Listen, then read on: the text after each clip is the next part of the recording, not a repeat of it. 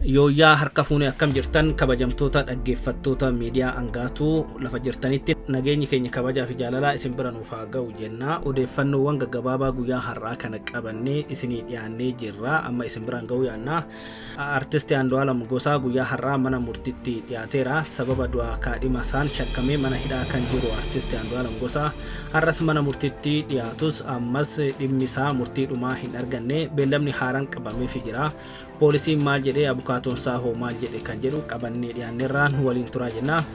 Oduma wal fakkaatuun ragaa ittisaa muummicha ministeeraa biyyattii fi kantiibduu magaalaa Finfinnee aadde Adaanech Abeebee kan yaammate Taayee Danda'aas guyyuma har'aa kana mana murtiitti dhiyaateera. Ragaaleen isaa waan hin argaminiif ammas beellamni biraa qabameera. Akkasumas koomishiniin mirga namoomaa dhimma dhiittaa mirga namoomaa obbo Taayee Danda'aa irra gahe jedhame irratti dhaddacha har'aa oole kana irratti qorannoo isaa dhiyeesseera. Obbo Taayenis koomishinichis waan jedhan qabu isas isin biraan geenya. Ittaansee haleellaa fiinxaaleeyyii faannoo gaggeechaa jiraniin jiraattonni aanaa kiiramuu guutummaatti qe'ee isaaniirraa buqqaaniiru. Haga ammaatti jiraattonni 580 ol ajjeefamuunis barameera. Akkasumas godinaalee Wallaggaa fi Matakkalittis ilmaan Oromoo hedduun fiinxaaleeyyii kanneeniin ajjeefamuun gabaafamaa jira. Nus odeeffannoo dabalataa qabna. Ammas nu faana turaan affeerraa keenya. Akkasumas oduu biyya alaatiin ammoo Raashiyaa jalaa jeneraalli guddaan tokko ajjeefameera jedhameera. Isaafis waan daballu qabna. Nu waliin turaan affeerraa keenya kabajaatii amma gara bal'ina odeeffannichaatti isin dabarsa. Artisti Andu'aalam Gosaa har'as bu'uuruma beellama qabamee tureen mana murtiitti dhiyaatee ture. Oolmaa dhaddachichaa irrattis poolisiin qorannoon xumuramaa jiraachuu ibsuun ragaan yaadannoo guyyuu yookiin diyaarii miidhamtuu kan ishee ta'uu mirkaneessu ashaaraan akkasumas xiinxalli barreeffamichaa hanga ammaatti poolisii hin dhaqqabin jiraachuu ibsee dabalatas afaanii yookiin minxaafii rakabootii ilaalchisee gabaasni foorensikii ammallee akka hin ga'in jiru ibsuun yeroo dabalataa guyyaa 12 poolisiin gaafatee jira. Manni murtichaas yaada bitaa fi mirgaa yeroo dhaggeeffatutti abukaatoon artisti Andu'aalam ragaaleen dabalataa eegamaa jiran kun yoo dhaqqaban qulqullummaa maamila keenyaa waan mirkaneessaniif ragaalee sanniin poolisiin hordofee akka dhiyeessu nutis ni barbaanna jechuun ta'us poolisiin sababa kana himachuun yeroo afuraffaaf beellama dabalataa gaafachuun sirrii miti jedhaniiru. Dabalatas poolisiin qorannoo hanga ammaatti raawwateen maamilli koo kun yakka itti shakkame kana raawwachuusaa waan agarsiisu ragaa tokkolleen waan isarratti hin argamneef artisti Andu'aalam mirgi wabii eegamee fi yookiin galmeen cufamee maatii isaatti makamuu qaba jechuun gaafatanii turan abukaatoon artisti Andu'aalam Gosaa jechuudha. Manni murtichaas yaada falmii bitaa fi mirgaa erga dhaggeeffatee booda beellama xumuraa jechuun yeroo qorannoo dabalataa guyyoota 10 poolisiif hayyamee jira. Haala kanaan artisti Andu'aalam Gosaa guyyaa har'aattis mana hidhaatti deebi'eera jechuudha. Oduma wal fakkaatuun poolisiin federaalaa waraqaa waamichaa muummicha ministeeraa Itoophiyaa Abiy Ahimad fi kantiibduu magaalaa Finfinnee aadde Adaanechiif akka geessuuf manni murtii akka ajaju himeera.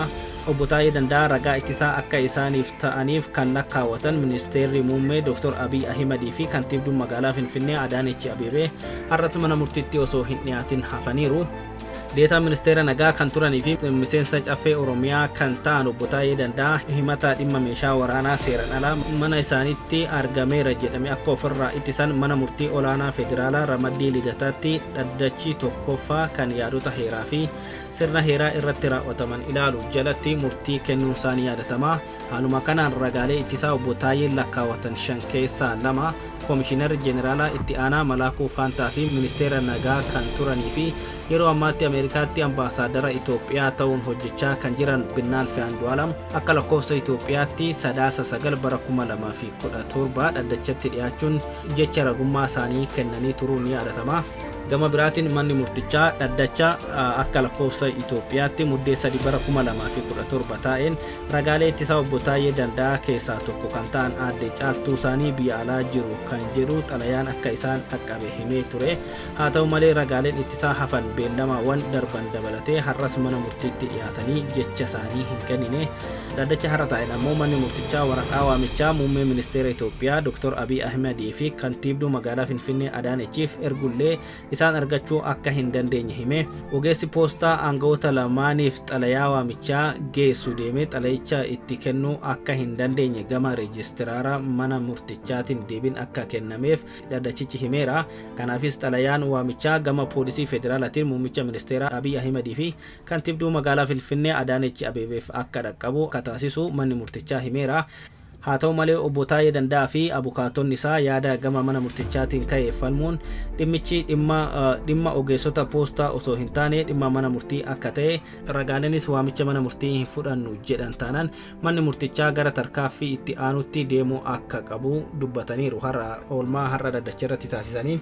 haa ta'u malee manni murtichaa ragaalee ittisaa eeramaniif waraqaan waamichaa gama poolisii federaalaan akka geeffamuuf akka taasisu himuun waxabajjii 30 bara 2017tti beellama biraa qabateera.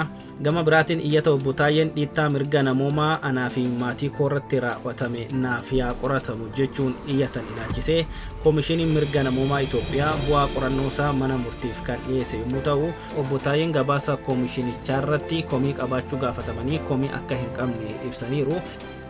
Kanaan dura obbo Taayeen guyyaan to'atamu sanarraa eegalee akkaataan miidiyaaleen dursanii akka yakkamaatti gabaasaa turan herreega baankii koo seera malee cufuun maatiin koo akka rakkatu kan godhame ji'oota 4 oliif kutaa ibsaa hin qabne keessatti kophaatti kaniin hidhamee fi kaan dhiyaateera jechuun dhiittaa mirga namoomaa irratti raawwatamu himanii turanii.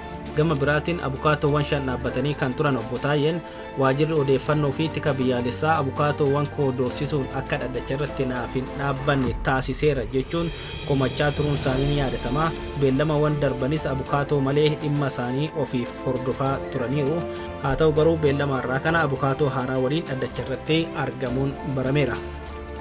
Odeeffannoo keenya gama biraatiin jiraattonni aanaa Kiiramuu guutuun hidhattoota faannootiin qe'ee fi qabeenya isaaniirraa buqqaaniiru jedha oduun argame.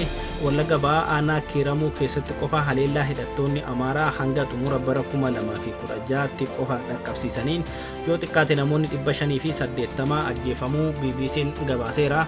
Uummanni Oromoo gandoota aanichi qabu 18 keessa jiraatan haleellaa hidhattoota Amaaraan guutummaan guututti buqqaanii akka turan bulchaan aanichaa BBC'tti himaniiru. Aanaan Kiiramuu gandoota 19 qabdii 19 keessaa 18 guutummaan guututti qeerraa buqqaaniiru. Gandoonni 18 jiran kunniin kan Oromoon guutummaatti irra jiraatu ture, isaan garuu amma irraa buqqaaniiru jechuudha.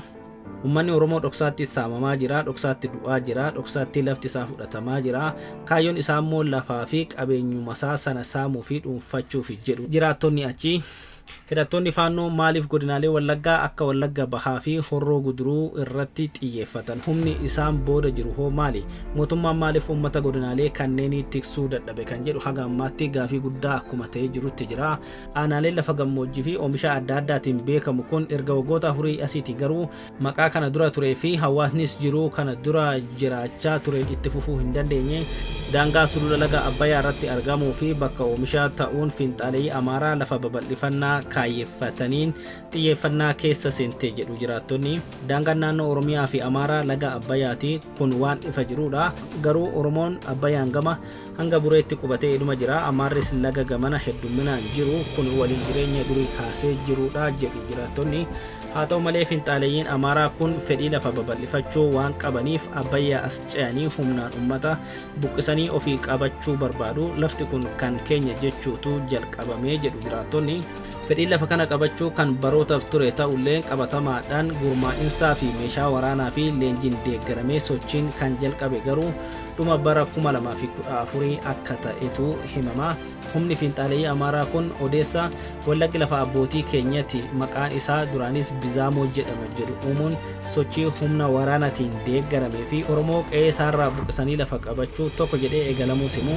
Aanaa Kiiramuu Baagin bakka jedhamu, aanaa Giddaa Ayyaanaa bakka Habaajoo jedhamuttii fi aanaalee daangaa sulula Abbayyaa fi sulula Hangar jiran kana keessatti bal'inaan leenjii waraanaa fudhachaa turanii jedhameera. Oromoon naannoo kanaa dhoksaatti gidirfamaa jira jedhu jiraattonni.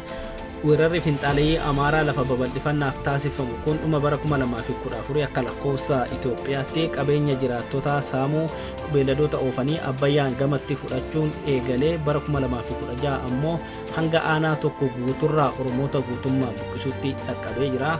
Magaalaa Haroo ganda duwwaa tokko keessatti nama 9 guyyaa tokko mana itti cabsanii seenanii ajjeesan jedhu jiraattonni. loonii hanga lukkuu fi hanqaaqutti saamamneerra warri kun saba Oromoo balleessuu waan yaadan nutti fakkaataa jedhu jiraatan tokko achirraa yaada kennan.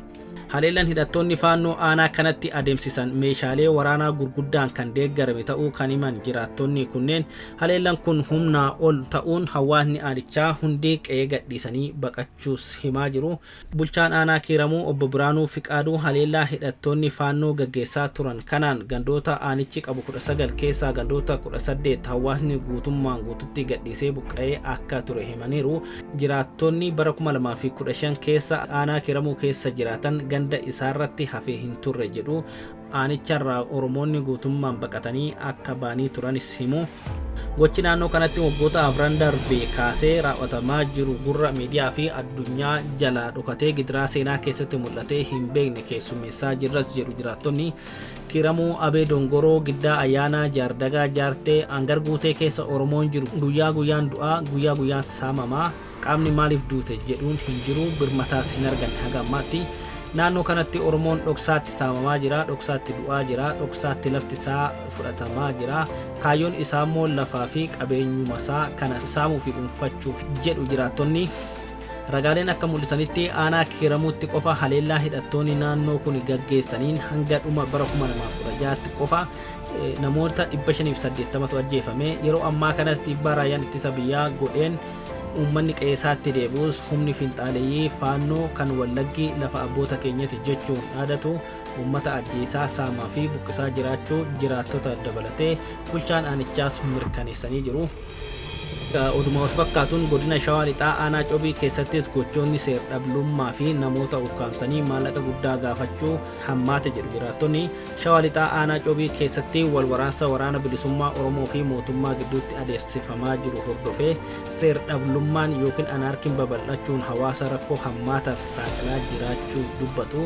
Gandoota aanichaa kanneen akka Bakkee Oofuu, Ganjii Oofuu, Diggoo fi Mataqoma jedhaman keessatti gareen hidhate kan eenyummaa isaa dhoksu nama ukkaamsuun maallaqa gaafataa jiraachuu himanii jiru. Maallaqa haga 250,000 fidaa jechuun hawaasa walitti fufiinsan waggoota torbaaf waraana keessa ture rakkoon diinagdee isa mudate ukkaamsuun maallaqa humnaa olii gaafachuun dararaa jiru jedhan. Dhabamuun olaantummaa seeraa fi maallaqaaf jecha nama ukkaamsuun Oromiyaa keessatti madda galii namoota hidhannoo qabanii eegata'ee bubbulee jiraachuu himaniiru.